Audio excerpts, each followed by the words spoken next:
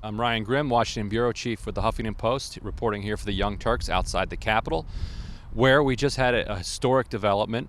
Betsy DeVos became the first nominee in the history of the United States of America to require a vice president to break her tie to be confirmed. The Senate being equally divided, the vice president votes in the affirmative and the nomination is confirmed.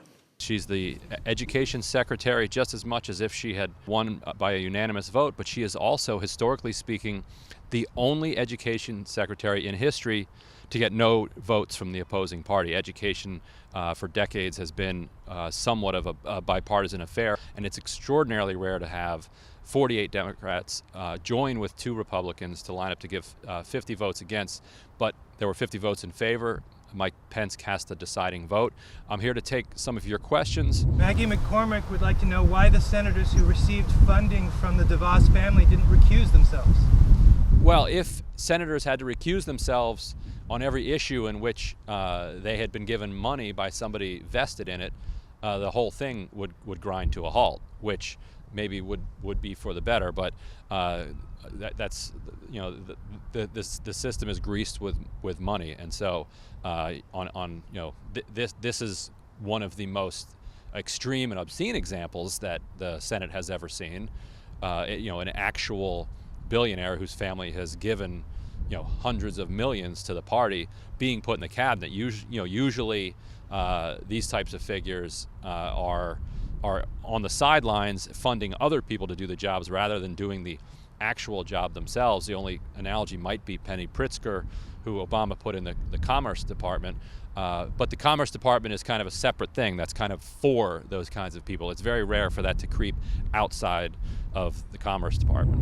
Why do you suppose Trump chose someone who is so obviously unqualified and controversial when he could have chose someone who shares that agenda but could kind of sneak it in?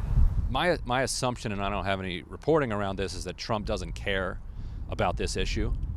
I doubt he has spent much time thinking about this particular issue. He has always been fascinated by billionaires and wanted to be in their company and wanted to be accepted by them.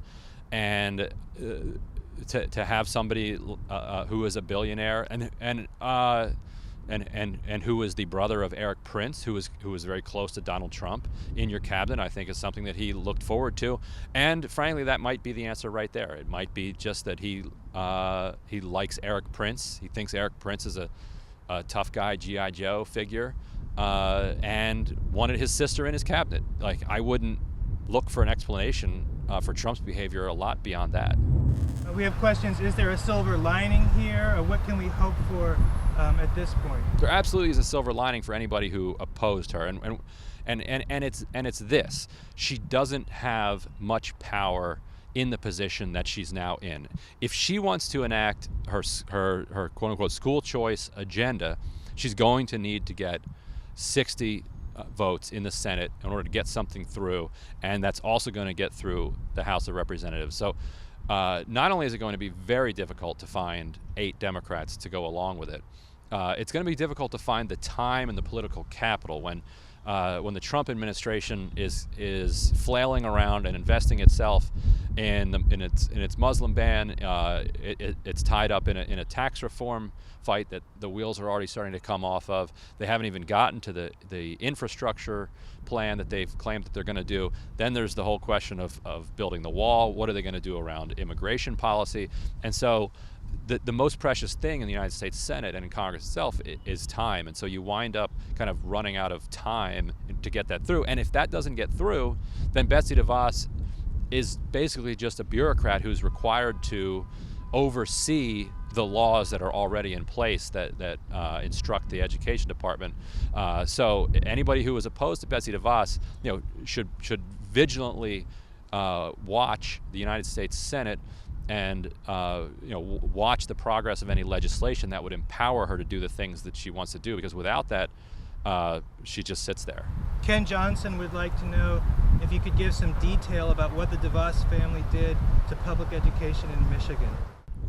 There were a lot of kind of nascent efforts in Detroit and in the surrounding area to bring about education reform in a way that involved the entire community, that had progressive backing, and that people had hope would actually lead to better outcomes for students. Nobody supports a system that is failing children. So a lot of stakeholders got together and were pushing forward with something that people thought could end up being a model for the rest of the country. The DeVos family came in, and basically through the power of the money that they give to this movement, blocked all of that and diverted it toward an extreme agenda, which ended up sucking an extraordinary amount of money out of the public schools and derailing what could have been a really hopeful effort. So I would suggest people read some of the good pieces that have been written about this if they want more background, but that's the gist of it. They came in and undermined what had been moving in a progressive and hopeful direction. From Catherine Van Dunn, how does this affect magnet schools? So again, here's what's interesting. The question: how does this affect magnet schools? In some ways, it does not. The DeVos confirmation doesn't affect anything. The DeVos nomination makes Betsy DeVos Secretary of Education. That's it. Now Betsy DeVos has to go about and try to enact her agenda. She doesn't have the laws in place in order to enact that agenda, including any reforms or changes that she wants to make to magnet schools. In order to do that, she has to go back to Congress and she has to get support. The amount of fury that met her nomination means that the Senate is going to be very reluctant to take up Betsy DeVos's agenda. This is not something that senators like to deal with, to have people who are voters angry at them. If they can help it, they would rather not deal with this before 2018, which would mean Betsy DeVos can't get the laws that she needs in place in order to dismantle public education. The one thing I heard Trump say about education when we were on the campaign trail was that the black inner city have terrible schools. What do you have to lose? You're living in poverty. Your schools are no good. We will create school choice and allow charter schools to absolutely thrive. It's an easy argument for somebody like Trump to understand that if this, and it's one that is intuitively sympathetic in the sense that if you are in a neighborhood and your school is terrible, should you be condemned to go to this terrible school? And I don't think anybody would say that any child in this country should be condemned to go to a bad, violent school. The question is, what do you do about that? Because if you go with the Trump prescription and you allow all of these vouchers, and this is the most important point, and you pull the money to pay for those vouchers out of that public school that you've already said is bad, then that public school is just going to get worse and worse. And as long as that school is there, it is the obligation of the government to make sure that that school is the best that it can possibly be. So if these vouchers went for charter schools or even private schools, but you were adequately and fully funding public schools in everybody's neighborhood, then I think it would be much less controversial. But it's not actually about better schools. It's about it's about shrinking the amount of spending that the government is doing so that you can cut taxes. Caitlin McDerry says we can expect increased school segregation can we expect increased school segregation via vouchers in charter schools?